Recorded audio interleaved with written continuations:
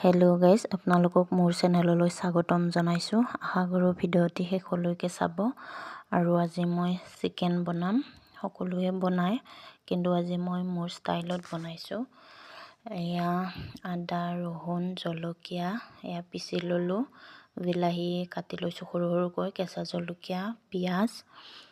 তাৰপিছত এইখিনি মই চিকেনখিনি ধুনীয়াকৈ চাফাকৈ ধুই লৈছোঁ। ধুই পানীটো টুকি লৈছোঁ। তাৰপিছত তেলত পিঁয়াজ, জলকীয়া দি মই এইখিনি ৰঙচুৱা হোৱালৈকে ভাজিম। কাৰণ পিঁয়াজটো যদি ভালকৈ নাভাজোঁ চিকেনৰ টেষ্টটো নহয়। আৰু এয়া মই চিকেনখিনি ধুনীয়াকৈ বহাই দিলোঁ।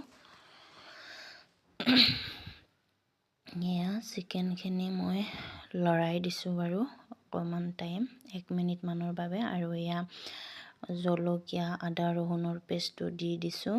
দি আকৌ মই ধুনীয়াকৈ মিক্স কৰি লৈছোঁ গোটেইখিনি। তাৰপিছত এয়া মই সোৱাদ অনুযায়ী নিমখ দিছোঁ। তাৰপিছত মই হালধি গুড়ি দিছোঁ। আৰু অকণমান মই ৰেড চিলি পাউডাৰ দিছোঁ। এইখিনি আৰু যিসকলে জ্বলা বেছিকৈ খায় তেওঁলোকে সোৱাদ অনুযায়ী দিব পাৰে, যিখিনি খায়। আৰু এইখিনি দি মই লৰাই দি ঢাকোন লগাই থৈ দিছিলোঁ। আৰু এয়া মই বিলাহী দি দিলোঁ। দি আকৌ মই লৰাই দি ঢাকনি মাৰি থৈছোঁ 5 মিনিটমানৰ কাৰণে। আৰু এয়া মই লৰাই দি চালোঁ, প্ৰায়ে হৈয়ে গৈছে, বিলাহীখিনি গলি গৈছে। তো এয়া ধুনীয়াকৈ ভাজি লোৱা হৈ গ'ল। এতিয়া মই এইখিনি অকণমান গৰম পানী দিছোঁ। তাৰপিছত দি মই এইখিনি ধুনীয়াকৈ উতলিব দিম। এয়া উতলি আছে মোৰ চিকেন।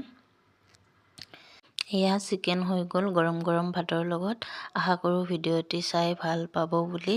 আৰু ভিডিঅ'টি চাই ভাল পালে লাইক, কমেণ্ট এণ্ড ছাবস্ক্ৰাইব কৰিব।